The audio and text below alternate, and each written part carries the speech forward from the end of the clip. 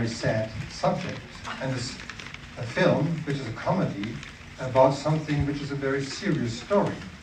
And this is very un-German to make such a film. The film is heavily criticized for this also in Germany. Oh, that's typical German. But I think we can discuss this later when we have a drink, why the film should be or could be criticized. You will see it first. The subject is difficult. The subject especially is difficult because it shows that Western societies, the West in general, is infringing with human rights. The German government did not the utmost to get a prisoner free from Guantanamo. Even our federal president of today is heavily criticized in Germany about his deeds during this time. So I'm speaking as a German ambassador and criticizing my president. I will not go to Guantanamo for that. I will not go to Heligoland for that. I will continue to be a German ambassador, although I'm criticizing even my president. So, what is the difference? Why can we do this film? I think because we are an open society, and we can openly discuss this type of films. And this is different to other countries. We are on the 23rd of February 2023. The last time when I opened this film festival, it was after the brutal attack of the Russian Federation on Ukraine. It was a very sad evening. I'm still emotional on this. So I read today an article by a so-called colleague of mine, an ambassador to your beautiful country of Iceland.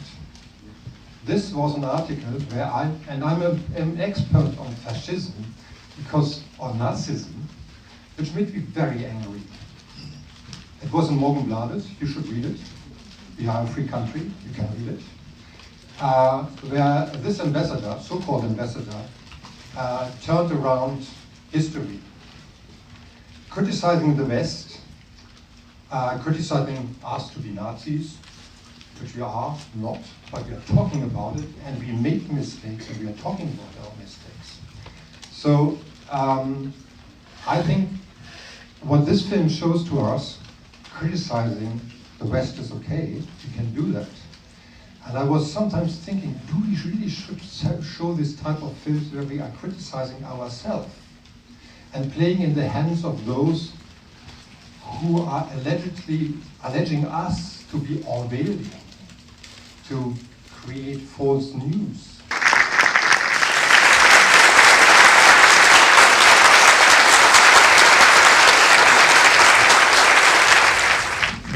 I was afraid that you were asking this question, but perhaps let me read one or two comments before. I think there's one question I asked myself, whether this film will be shown in its original version like it is today, in Russian translation, in Russian cinemas. I don't think so, that this film will be shown in Russia of today. And this is quite significant that they will not show it. But I bet on it, they will not. And there's another thing which I would like to comment. It's somehow, there's a miracle. We saw the behavior of the French, well, and we were thinking about the Versailles Treaty, we were thinking perhaps about the Second World War, but we have to think about another miracle. And this is the German-French friendship of today.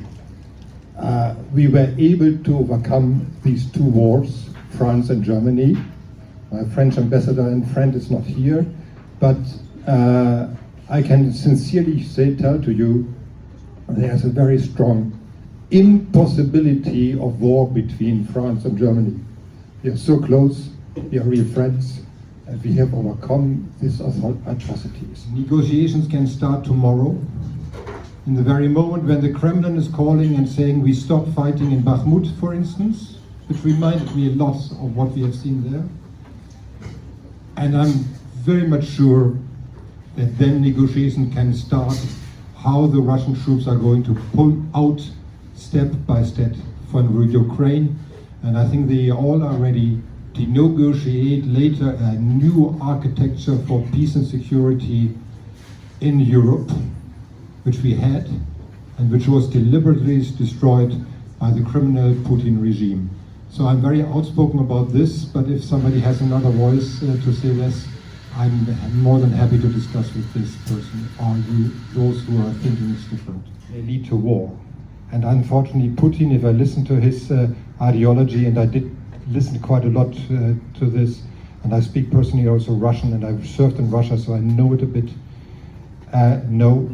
With this guy, I'm afraid we will not be able to negotiate. Why is Putin understanding about the neo-Nazis in Ukraine? This was not my invention, but of one of my colleagues, and a German ambassador, answered once to a tweet from the Russian embassy talking about Nazis in Ukraine. He said, "Oh, I can reassure you, as German ambassador, there are no Nazis in Ukraine. We, the Germans, are experts on this." Okay. There is no question that the World War made Hitler and made World War II, and the chaotic after the World War I. There was a civil war in Germany, the White War in Russia, the revolution, hunger, and it made it all. And how are the situation as you see it, because you've been there? The Russian war on Ukraine started also because the Ukrainians wanted to turn to the West and become a member of NATO and the European Union. I think perhaps this war is a big chance for Ukraine. The day peace is coming back to Ukraine, Ukraine will be on the way to Europe. And that's for sure. I think there's no way around.